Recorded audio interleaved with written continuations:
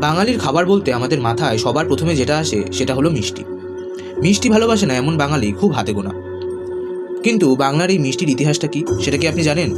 এখন আপনি যদি ভেবে থাকেন রসগোল্লা, সন্দেশ এইগুলো বাঙালির ঐতিহ্যবাহী মিষ্টি, তাহলে আপনি সম্পূর্ণ ভুল। আজ্ঞে হ্যাঁ, আপনি ঠিকই শুনছেন। চলুন তাহলে জেনে নিই বাঙালির মিষ্টির এই ইতিহাসটা কি। আজকের দিনে আপনি যে কোনো মিষ্টির দোকানেই যান না কেন, সেখানে দেখবেন মিষ্টি তৈরির মূল উপাদান হলো ছানা। আর আমাদের ঐতিহ্য অনুযায়ী মিষ্টি তৈরিতে ছানার কোনো ব্যবহারই ছিল না। আপনি কি জানেন, কিছুকাল আগেও ছানা স্বাস্থ্যসম্মত খাবার ছিল না। প্রাচীন কাল থেকে দুধ আমাদের খাদ্য তালিকায় জায়গা করে নিয়েছিল।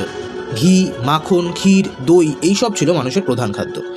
শ্রীকৃষ্ণের কথা যখন উঠে আসে তখন তার সাথে উঠে আসে মাখন, দুধ, ঘিয়ের কথা। কিন্তু আপনি কি লক্ষ্য করেছেন, এখানে কিন্তু কোনো ছানার উল্লেখ পাওয়া যায় না। এমনকি জানা যায় সংস্কৃত সাহিত্যে ছানা শব্দটার কোনো অস্তিত্বই নেই। কারণ ছানা হলো দুধের বিকৃত রূপ। দুধ কেটে গেলে তারপরেই তো ছানা হয়।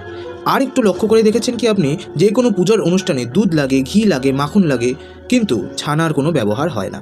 এর থেকেই ভারতীয় সভ্যতায় দুধের মাহাত্ম্যর কথা বোঝা যায়। তবে যেখানে একসময় ছানা আমাদের খাদ্য তালিকাতেই ছিল না, তাহলে ছানার ব্যবহার শুরু হলো কিভাবে? আর ছানা যখন ছিল না তখন বাঙালি মহলে কী কী মিষ্টির উপস্থিতি ছিল, চলুন জেনে নিই। ছানার প্রচলন শুরু নিয়ে দুটো মত আছে। একজন গবেষক বলেন বাঙালি ছানার ব্যবহার শিখেছে পর্তুগিজদের কাছ থেকে। সাল 1512। এরপরই পর্তুগিজদের সঙ্গে বাংলার একটা সম্পর্ক শুরু হয়।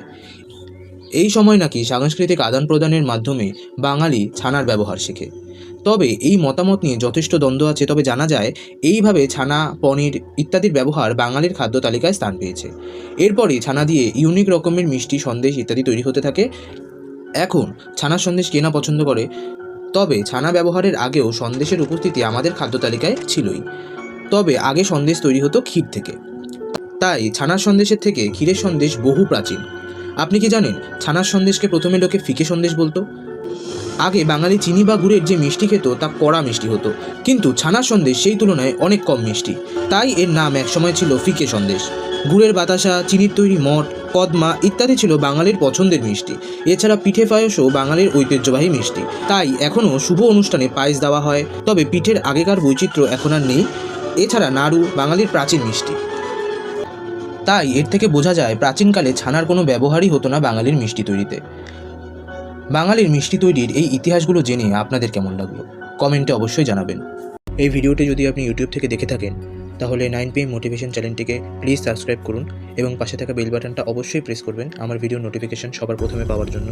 আর যদি আপনি ফেসবুক পেজ থেকে দেখে থাকেন, তাহলে পেজটিকে অবশ্যই একটু ফলো করে দেবেন। নমস্কার, দেখা হবে আবার এমনই কোনো এক ভিডিওর সঙ্গে রাত্রি 9টায়।